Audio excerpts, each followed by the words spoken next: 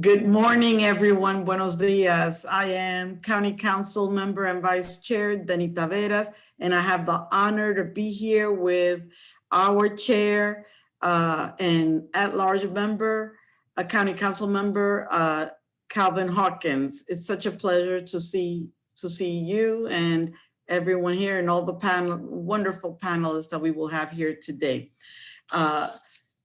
Let me just take care of some housekeeping items. Interpretation is available by clicking on the globe icon below on the bottom right corner of the computer screen. If you're on a mobile device, you need to click on the ellipsis symbol, which is found on the bottom right of their mobile screen, to click and then click on language interpretation to pick a different language. Si necesita interpretación, está accesible dándole clic al globo abajo de la página en el lado derecho de su computadora en la pantalla. Si está en un mobile, en un celular, puede hacerle clic al símbolo del elíptico y puede encontrar eso también abajo en la derecha de su pantalla en el móvil. Y entonces hacerle clic en interpretación de lenguaje y escoger su lenguaje deseado. Attendees should type their questions in the Q&A box throughout the discussion. We have District 2 staff, Allison Flores and Alvi Escobar, will be monitoring all questions and will present them during the Q&A session. Todas las personas que están asistiendo pueden poner sus preguntas en el área que dice cuestiones, preguntas y respuestas, Q&A, en la sesión abajo. Y el personal de Allison Flores y Alvi Escobar van a estar monitoreando todas las preguntas que ustedes presentan y traduciéndolas para presentar durante esa sesión. And before we get started, I just want to kick it off to the chair if he wants to have any opening remarks before we get started on our questions for today. Thank you, Vice Chair Taveras, for this opportunity. We have a chance to educate our community and ensure them that we are committed to ensuring every citizen, every individual in Prince George's County receive a vaccination. So without further ado, Vice Chair, I'm here to support you and let's get it going. Amen. All right, with that, let's kick it off from, at least from my screen, from left to right. The Director of Office of Community Relations, Ms. Euniesha Davis, will you give us some opening, give us like a 30-second intro of who you are, a little bit about yourself, and just introduce yourself to the crowd before we start our questions. Sure. Good afternoon, everyone. And thank you to Chair Hawkins and Vice Chair Taveras for inviting me today to be with you, and hello to all the other panelists. And again, of course, afternoon to everyone who's listening and all the residents of Prince George's County. I am the Director for the Office of Community Relations, and where we connect people and we connect resources. So we do a lot of outreach in the community, and I also oversee 311. Thank you. And next in line is Olo for short, but our Deputy Health Director is Ololade Olakanmi. And would you like to provide, and is that a doctor or? It's just Mr. Okay, just checking. Although my dad wanted me to be a doctor, but I'm sure he did. That's just the immigrant way of life, I'm sure. Oh, indeed. So thank you for everybody for allowing me to be here. Thank you, Chair Hawkins and Vice Chair Taveras. My name is Ololade Olakanmi. I go by Olo for short. I've had that since the 7th grade. I'm now the Deputy Health Officer and Chief Operating Officer for Georges County Health Department, and we are one of many agencies within the county that are trying to tackle the COVID pandemic. So it's very much a team effort. The health department is working with not only other agencies within the county government, we're working with the state, we're working with community members. So the thing that I want to emphasize most of all is this is going to be a big team effort. It is a big team effort, and we need all the partners at the table. Thank you.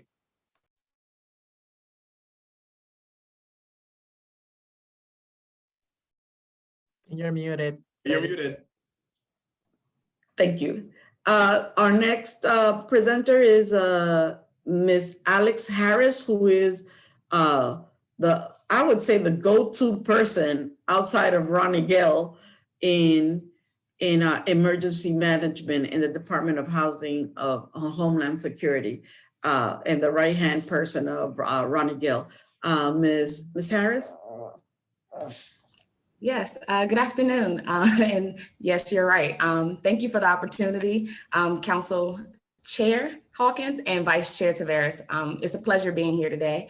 I am grateful for you guys inviting the Office of Emergency Management, and I'm taking pleasure of speaking on behalf of Director Gill from the Office of Emergency Management and the Office of Homeland Security.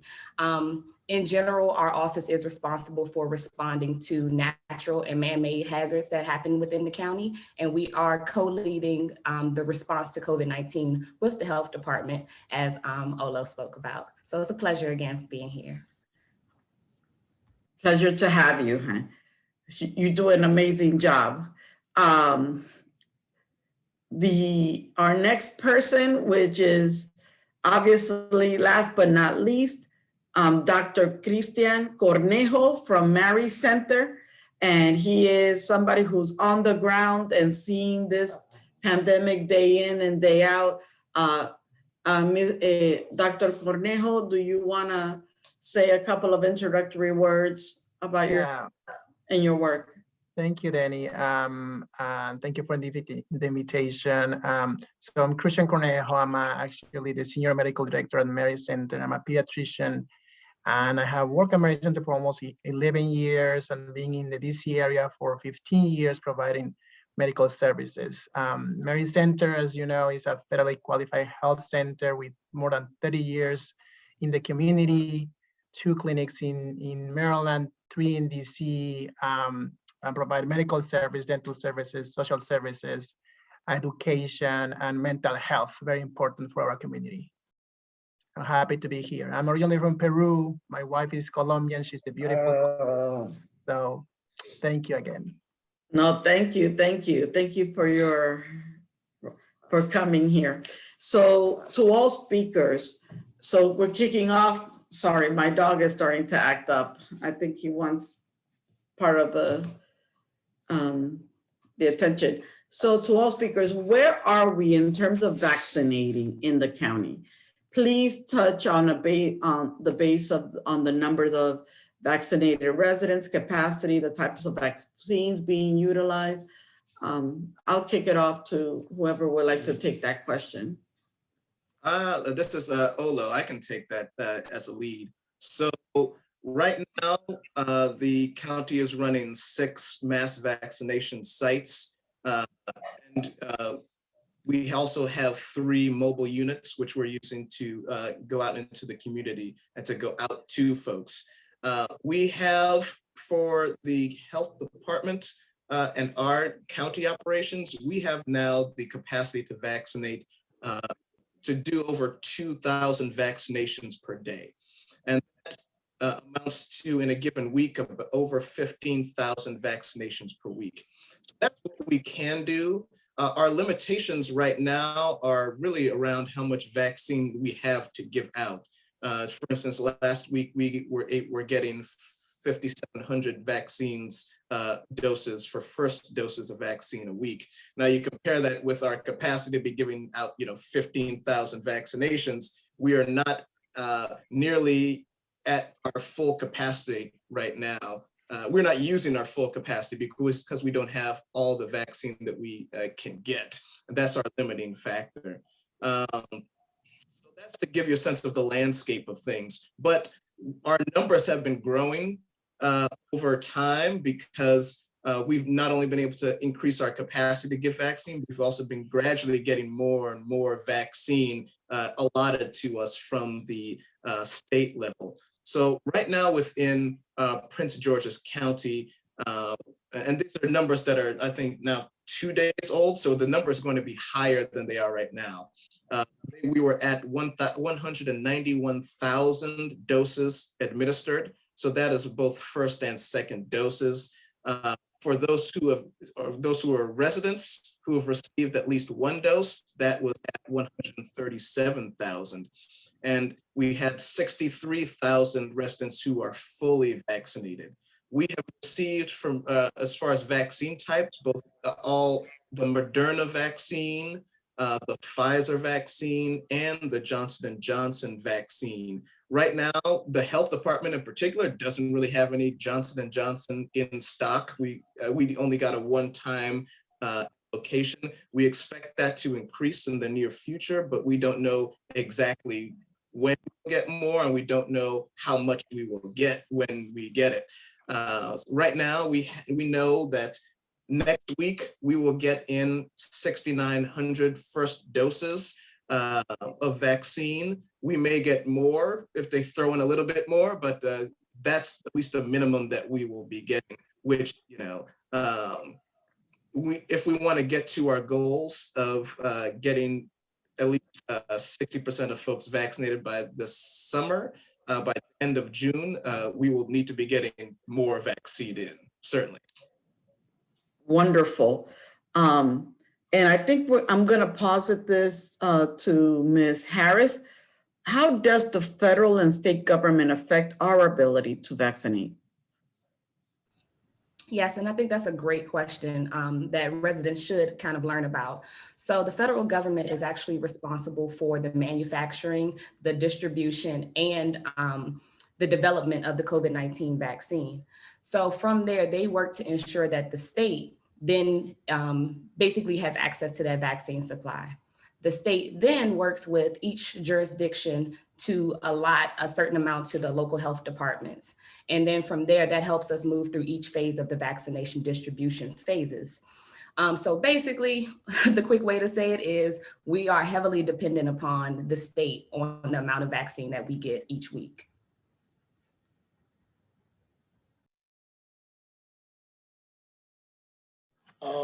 Mr. Olo, thank you for your earlier answer to Vice Chair Taveras' question. Could you further walk us through the entire process of setting up an appointment from pre-registration to receiving your vaccination? And have you been able to address our pre-registration issues dealing with the inoculation and setting up an appointment? All right, thank you for that question. And I would say, to give you a sense, in an ideal world, there would be one way to do this. There would be one way to pre-register and get scheduled. Unfortunately, there's a lot of entry points within the state to try to pre-register for a vaccine. I would say the easiest way for you to pre-register and get an appointment is to, one, go to the Prince George's County website.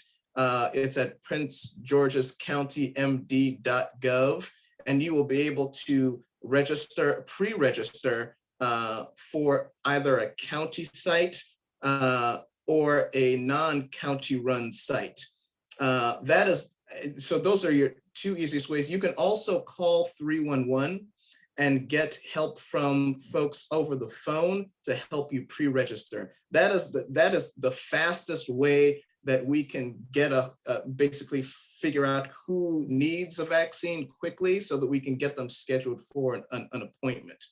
The next part of the process is that we go through the pre-registration list and we figure out, based upon the state guidance that we've been given, who should be getting vaccinated first, because we have specific regulations that we have to follow. So right now we are in phase 1C, which means we are able to give, essentially we're able to give vaccinations and appointments to some people, but not to others. So people have to recognize that just because you pre-register doesn't mean that you will get an appointment immediately, but we will get to you as soon as we can when we are in your particular phase. And you'll be able to see on our website what those phases are and what they mean. So, but the process goes, we have our pre-registration list. We will go on the pre-registration list and figure out who are those that we can vaccinate. And then we are scheduling you for an appointment at one of our county run sites. So that's how it works right now. We are also creating relationships with partners within the community, hospitals, health centers. And if we are not able to immediately get you an appointment, we are taking your name and we're giving it to our partners as well, so that they can, if they have vaccine supply, they can also put you onto their schedule. A guiding light in this effort is that we want you to get an appointment as fast as possible, whether it's the county specifically giving it to you, or whether it's someone, a partner in the community, a vaccination partner giving it to you. We want to make sure that you get your vaccination as soon as possible. And those are the ways that we're doing to effectuate that. So that's essentially how the process works. When we put you onto our schedule, you will get a message within your email that says your name, when your appointment is, where your appointment's going to be. You also be allowed to cancel the appointment if you are not able to make it, and we will then reschedule you for another appointment. Thank you, sir. Euniesha, Vice Chair Taveras and members of the County Council are always speaking about how your team, the Office of Community Relations, it seemed like you're working 7 days a week. And we were so excited to hear that your office is leading the charge in outreach efforts to educate and pre-register our residents. Can you talk about your outreach efforts in that regard, please? Sure. Thank you, Chair Hawkins and Vice Chair Taveras, for the compliments. And it is 7 days a week, but in OCR, we know it's non-traditional hours for us because the community, the community matters, right? And it's not just a 9 to 5 for us. And so I'm actually on site at a vaccination event right now. So I'm so thankful for the background, because you can't see all of that. But so since February 17th, we have started what we call From Registration to Vaccination campaign. We understand that access is the most important thing for our residents. And so some residents may be limited and may have some technology challenges. So they're able to call 311, the COVID-19 response unit that is housed within 311, and you're able to pre-register there. So if you have any issues with technology, can't get to a computer, you don't have access, call us. We'll be able to register you and put you on that pre-registration list. The other outreach, we have outreach events, and we're utilizing the mobile unit. And so we're calling these our weekend vaccination events, where I'm on site. I'm actually at District Heights now, where today we're going to vaccinate 150 people, and these are pop-up sites. And so while we have our stationary sites like Bach Road Sports and Learning Complex, the one in Laurel, these mini pop-ups, it provides increased access for our residents who may not be able to get to these sites during the day. A weekend may be better. And so we also we're working through our 311 on the go program. Just last week, March 11th, 311 Day of Action, we had vaccination activities throughout the county where we were able to vaccinate up to 200 residents. And so for us, the education piece is very important. Also, so that way residents will be able to understand what vaccine we have currently. And for us, it's always about making sure that you're informed so that you're able to make the best decision for yourself and for your family. And so that we all can hopefully, say we're proud to be protected. And so as I tell my team, and as we go out in the community, it's not just about us. It's about our family. It's about our community. So we want to make sure that we get to, and Olo, correct me if I'm wrong, the 80% mark, right? To vaccinate more than 800,000 residents. And we can only do that if we have increased access. Thank you. Following up on that, Ola, how long does it take normally after the team pre-registers someone or someone is pre-registered to get an appointment? And are there discussions on shortening that process? If so, please explain. Thank you for that question. So, historically, it's been hard to say how specifically long it would take because essentially how fast we can get to you on the pre-registration list depends on how much vaccine we have to give out. So early on within the pandemic, within this year, I should say, we were only getting a few thousand doses a week of vaccine, and you compare that with the hundreds of thousands of people that need a vaccine, you see the difference and the gulf, the gap that we needed to bridge. So now we're steadily starting to get more and more vaccine in each week as we're being allocated more and more from the state, and that has to do with national amounts of vaccine that they can just develop in general. So that's kind of the limiting factor. And that really, if we had a ton of vaccine right now, we have a ton of capacity within the county to get vaccine out. So we're at a point right now where capacity isn't the issue. We're at a point where having the vaccine in hand is the issue. So I guess that it's hard to say, because right now, if we had the vaccine, we could probably get you into an appointment, within days, honestly, because it's not only us, the health department, we have hospitals doing it. We have, community members. We're starting to set up at churches. Once we have the vaccine, we're going to be able to get this out fairly quickly. But right now, it all depends on that. And do you have anything to add, anyone on that? But I think that's kind of the heart of the issue, honestly.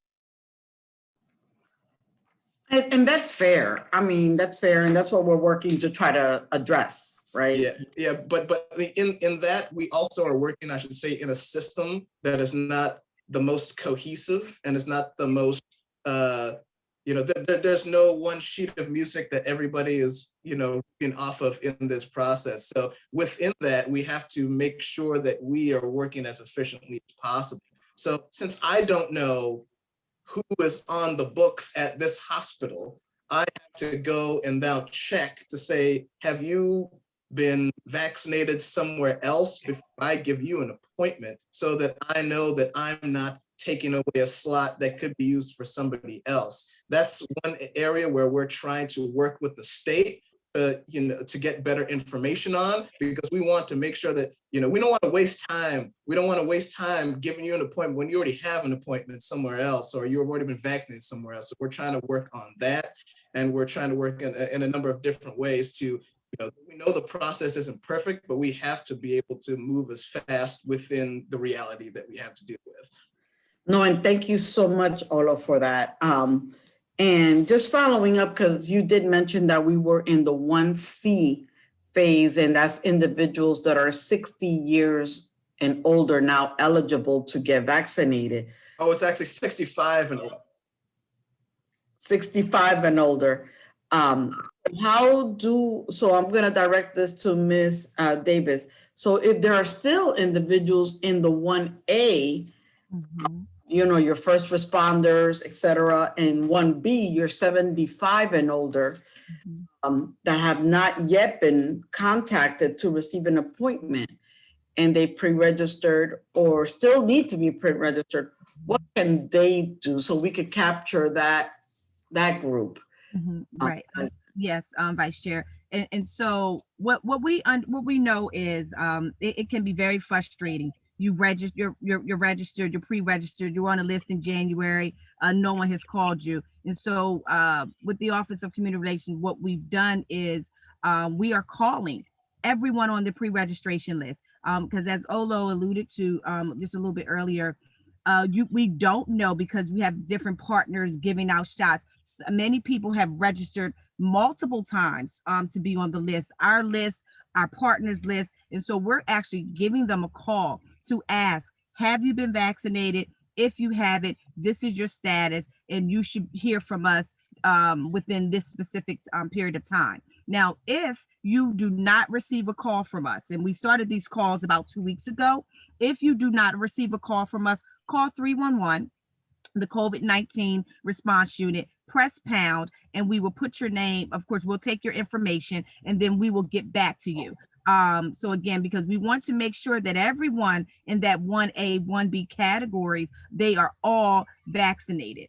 So, you know, we're just asking for just a little bit of patience, you know, a little bit of, you know, forgiveness. You know, we're trying to get through it, but, you know, we don't want to leave anyone hanging out there. And I know that early on when we have residents pre-register, there was not a confirmation that was behind it. And so you're not knowing, you're not sure if your registration went through. And so that's also one of the reasons why we're calling, to let you know, yes, we see your name on the list. And so we're able to extract that extra information. But again, 311, if you have any issues or concerns about your status.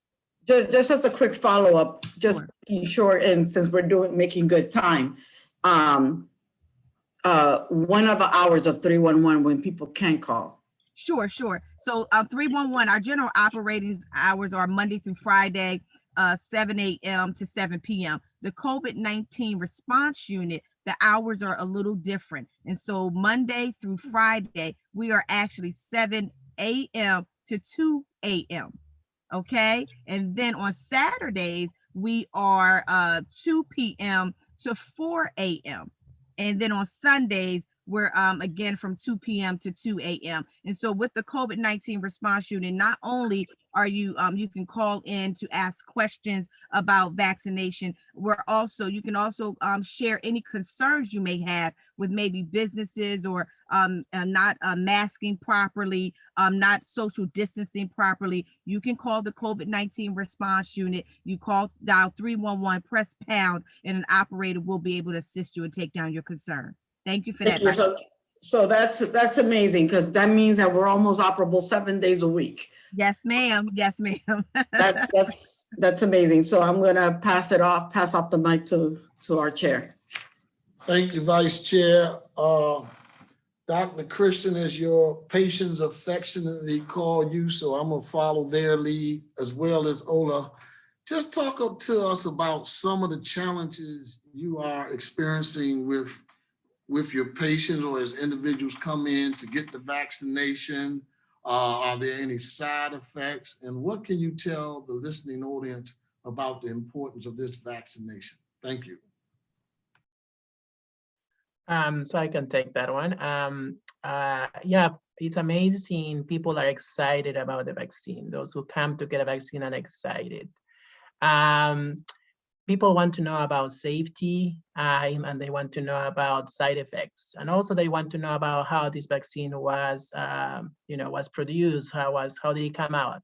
For safety, we try to assure them that this has been done, large studies in a lot of people to determine safety, and they are very efficacious. All the 3 vaccines that are on the market that have approved for emergency approval are very safe. The side effects are very similar among all of them. The most common ones are very mild, usually some redness and swelling and pain where the vaccine was given.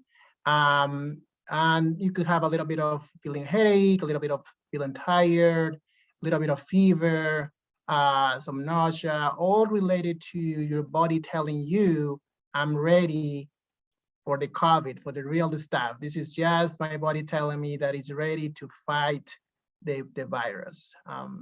So that's what I can say about it. Thank you, Brother Ola and Dr.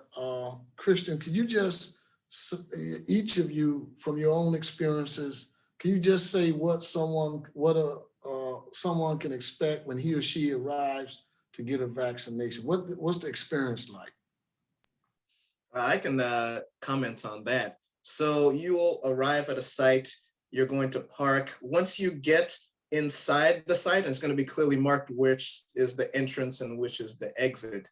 You are going to first get a temperature check because, just for safety purposes. You are then going to register. There's going to be a number of tables for you to register. This will be a short conversation to just say, okay, you're here and you're this person, just so you can say, oh, here, because usually you're going to be pre-registering. So we want to just say, okay, you're getting your shot today. And then you're going to wait to be called back into the vaccination area. And once you go back there, you'll be escorted through this whole process. Then you're going to be waiting shortly in a queue to actually get your vaccination. The vaccination itself is a very quick process. It's a very easy process. You'll sit down, you'll get alcohol swab, and you'll get your shot. It's very quick. It's very easy. We have a lot of great people who are working within these vaccination sites, and the customer service is just great. Once you get your shot, which you will be taken to a waiting area where you will wait for 15 minutes. This waiting area is for us to observe you to see if there are a small group of people that have a more severe reaction to the vaccine. It's a very rare thing, but we want to make sure that everybody waits there for 15 minutes so that we can make sure that you're all good. And then from there, you will be given some literature about the vaccine and what types of side effects you may experience, and then you'll be free to go. And for most people, it doesn't take that long of an experience.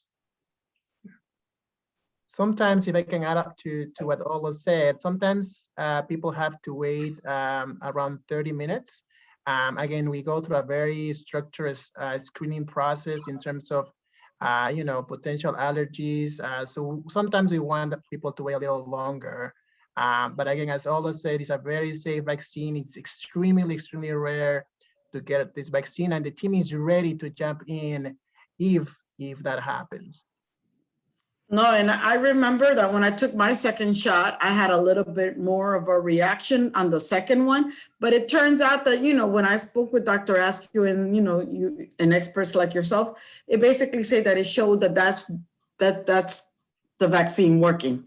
So I felt very much at ease. Yeah, interesting. The side effects are interesting, a little stronger in young people, Deni, than in those who are seniors. For some reason, but yeah, I got my Thank you for calling me young. I will take it. I'll take it. I'll take it. Yeah. You don't need to tell me twice. So, and I just want to make sure, in terms of, and I'm directing this to yourself, Dr. Christian, and to Olo. Is there a need for folks who are fully vaccinated to continuing following COVID-19 health and safety guidelines? Well, I would say the rule is to always follow CDC guidelines. I think Dr. Cornejo. Some people are saying that they don't need to wear the masks anymore. CDC guidelines definitely, directs people to wear a mask when they're outside, even after they have been vaccinated. But I think and it takes 10 to 14 days to activate, right? So we ask, It takes around 2 weeks after the second dose. It takes 2 weeks to define fully vaccinated and fully protected, and because of that, we have to continue with wearing masks, washing hands, avoid crowd environments, have ventilation where you are. But then this is an evolving thing, and there will be a moment when I'm vaccinated, my parents are vaccinated, and we are going to have a party of 3 because we are fully vaccinated. So there is a light at the end of the tunnel if we vaccinate as fast as possible. Alex, someone, Vice Chair Taveras, who keeps us informed daily, weekly, not just the council members and the government officials, the civic leaders and the elected leaders from our municipal, state level, federal level. So I want to publicly thank you on behalf of the county council for all the work you do in keeping the train moving, and your assistance with Director Ronnie Gill, who serves as our Director of Homeland Security. I would like to ask you and Ola, could you provide an overview of the locations administering vaccines? Regarding the mobile vaccination units, how do they work, and how would folks know if the units are near and in their community? Sure, I'll start, and thank you. I appreciate that. So as many spoke already, we are vaccinating residents who are eligible in phases 1A, 1B, and 1C right now in the county. And as Olo spoke about earlier, there are 6 sites that are operated by the county's health department. And those are the Cheverly Health Center, the Southern Regional Tech and Recreation Complex that's in Fort Washington, the Laurel Beltsville Senior Activity Center, the Prince George's Sports and Learning Complex, Kentland Community Center, and the Cedar Heights Community Center. So the Cheverly Health Center has the capacity to administer up to 300 vaccines a day. South Tech is our shortened term for the one that's in Fort Washington. They have the capacity to administer up to 500 vaccines. Laurel Beltsville has a capacity to do up to 400. The Sports and Learning Complex, which is our largest site, where we use our 75,000 square foot field house to administer up to 1,000 vaccinations a day. And unfortunately, that one is down right now due to some facility maintenance. But in the interim, we have opened up the Kentland Community Center, which vaccinates up to 400, and the Cedar Heights Community Center, which can do up to 400 a day as well, to continue vaccinating those residents in the central part of the county. So we are continuing as both the Office of Emergency Management and the Health Department to do site visits throughout the county to find additional sites where we can vaccinate our residents. And so with that, we are trying to reach our specific groups of populations who have access issues, or just our target populations, such as our seniors over the age of 65. So with that, we have our mobile units. Our mobile units will pop up at certain sites just to reach those populations. And in addition, we also have the opportunity to do temporary vaccination sites. So those would be a situation where we would show up. We would be there for maybe a couple of days. We would be able to administer vaccines, and then we would leave. So with those, we have the opportunity, and we want to find out where those places are, because we are not on the ground every day, and we know that the community, we know you all know. So if you know of these locations or places that would be able to facilitate vaccinations, we want you to let us know. And so you can send us an email here at the Office of Emergency Management by sending an email to covid19pgeoc@co.pg.md.us. I'll repeat it one more time. That's covid19pgeoc@co.pg.md.us. And when you send us an email there, that way we are able to find out what those locations are. We'll be able to kind of get some additional information just to kind of gauge whether this would be a great site for a pop-up for our mobile units, or if this would be better for a temporary vaccination site. And from there, we always review all of our submissions through an equity group, which just allows us to make sure that we are properly screening these groups, but making sure that the places and the locations we choose are being done in an equitable manner, and ensuring that all populations have equal access to the vaccine. And Olo, if you have any additions, feel free. Honestly, I thought that was really, really good. I would say that, you know, we try as much as possible to have a data-driven approach to this. So our equity group is looking at the data constantly to see where are the places that are hardest hit, where are the places that are underserved, and we're trying hard to prioritize those areas with mobile. And I think Director Davis can maybe expound a little bit more on that, actually.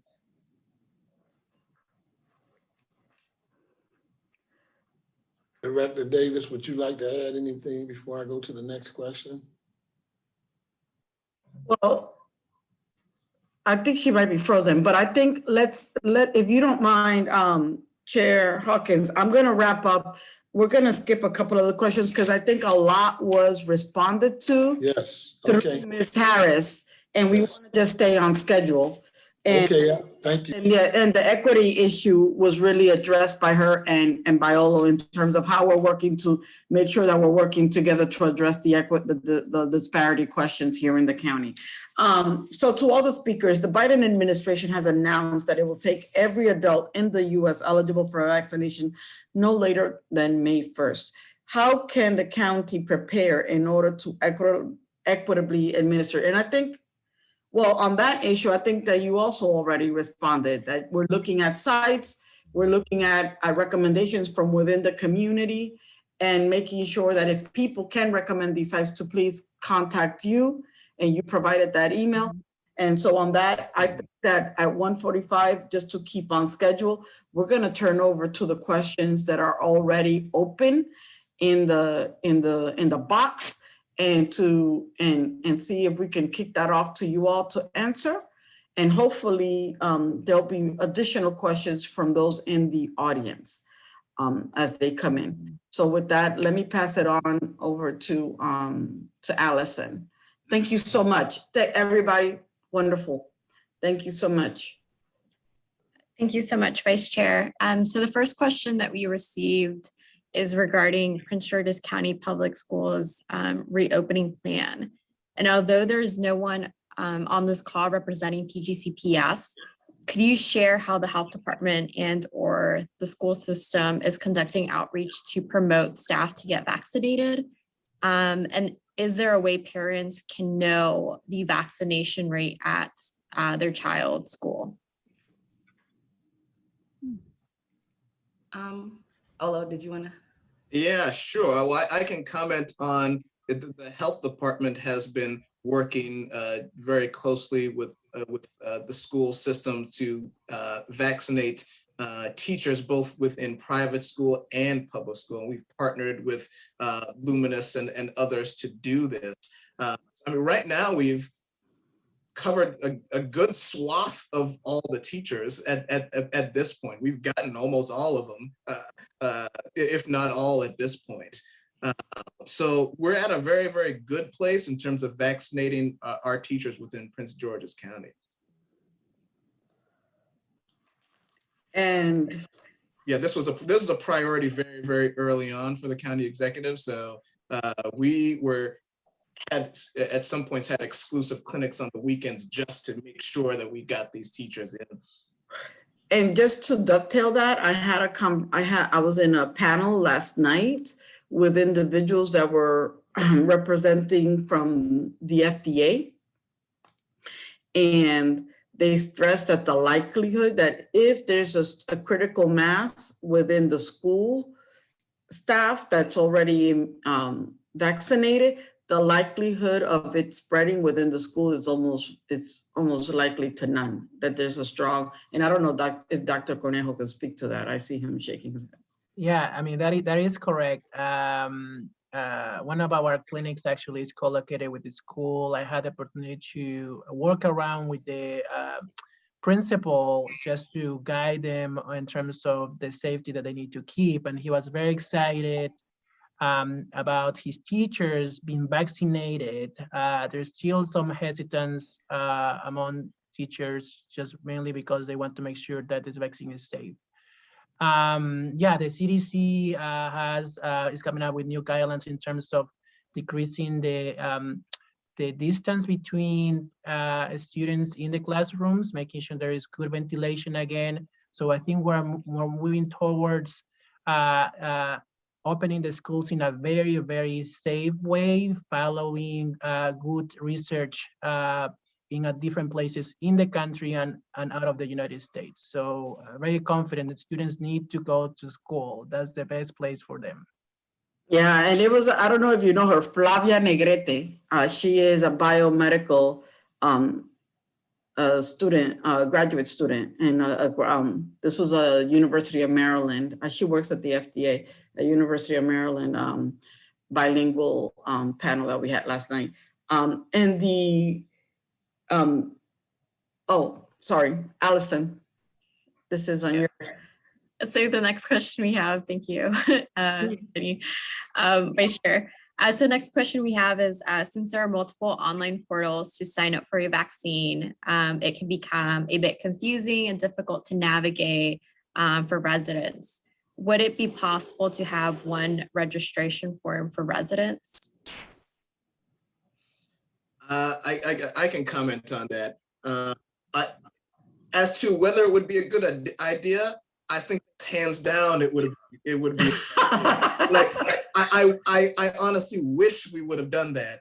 But really, these things have to be led from the state level or even above the state level to really capture everybody and bring them into those bubbles. Like, it would be hard for Prince George's County to now wrangle the rest of the state to be able to do this. So without that state, I'm trying. yeah, we try to set a good example, of course, but I think from a practical standpoint, that those types of initiatives really needed the leadership from the state level, and there really wasn't there. And from there was without that coordination, everybody just did their own thing. So we said, okay, we know we need to get the Prince George's County folks, so we need to build our own thing, but everybody's building their own things. Each hospital has their own thing that they're building. Each, Walmart has the thing that they're building. The state vaccination sites have their thing that they're building. We created a system that is very fragmented, and that has led to operational issues that, frankly, were quite predictable. But that is kind of where we are right now. I think even if we did at this point said, hey, create one system to get everybody in there, there is still time to do so. There are a lot of folks who have not been vaccinated still. So there is still time to actually get that coordination. But I guess I'll be, waiting and hoping till. Hey, Vice Chair. And we'll just have to work the best way that we can within the system that, that we have right now. Vice Chair. Yes, sir. I see Director Davis is still with us, but I know she had a hard 1:45 stop to go out with the county executive and address some of the concerns along Marlboro Pike. So I didn't want to keep her from excusing herself to do what she needs to do with the county executive state's attorney.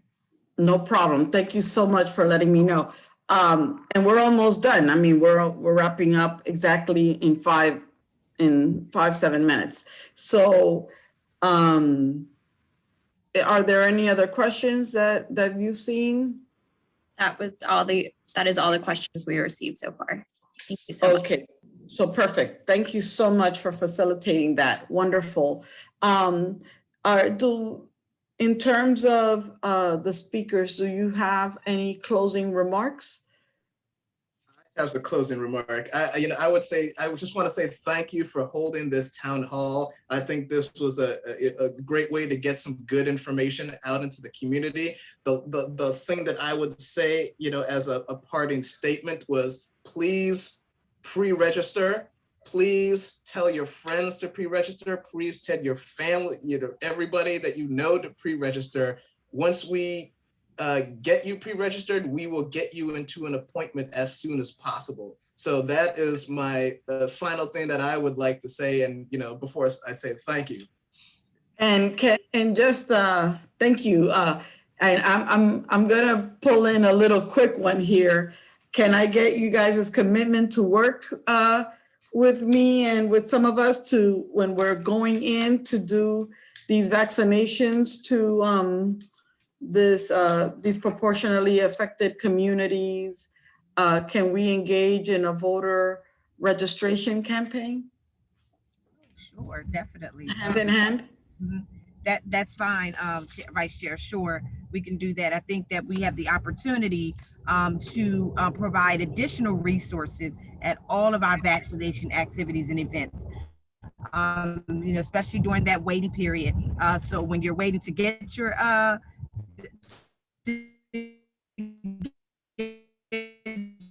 first shot, second shot, and also you do have the commitment from my office Amen. To assist you there.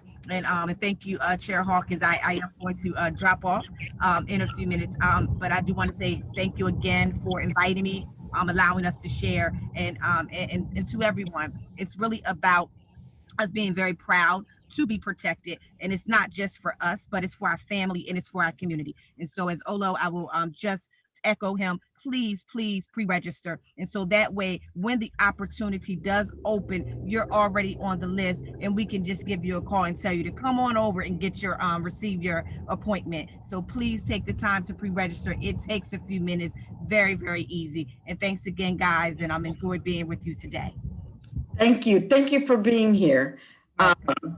Thank you so much, and I'll hand it over to Dr. Cornejo. Yeah, I will be remiss if you don't say, let's continue being careful, wearing our masks. Let's continue keeping our 6 feet apart. Let's continue avoiding crowds and ventilated places.